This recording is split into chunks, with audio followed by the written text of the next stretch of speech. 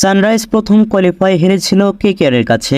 রাজস্থান রয়্যালস এমুলেটরে Royal Challengers Bangalore বিরুদ্ধেই জিতে পা রেখেছে চেন্নাইয়ে। চলতি আইপিএলে 3টি ম্যাচ বৃষ্টিতে পরিত্যক্ত হয়েছে।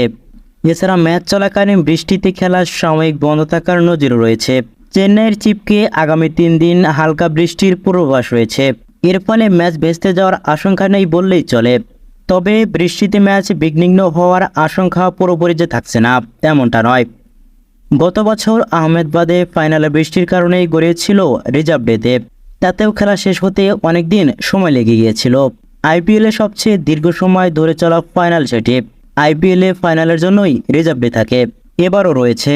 যদি প্লে অফের জন্য বরাদ্দ রিজার্ভ ডে, ফলে বৃষ্টি বা কোনো প্রাকৃতিক দুর্যোগে ম্যাচ পরিত্যক্ত হলে কোন দল যাবে ফাইনালে, সেই নিয়মেই আলোকপাত করা যাক।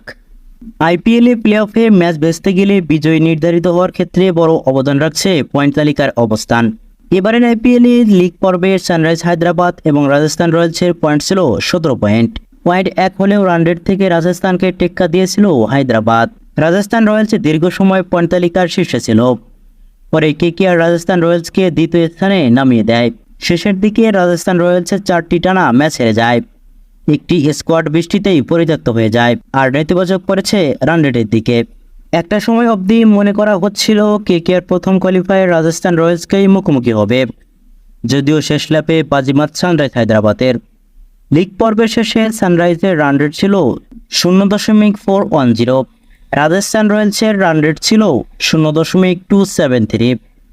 সে কারণে রাজস্থান রয়্যালসকে সরিয়ে দিতে নামিয়ে দেয় সানরাইজ হায়দ্রাবাদ। কালকের ম্যাচে বৃষ্টি ভেস্তে গেলে সানরাইজ হায়দ্রাবাদে চলে যাবে ফাইনালে।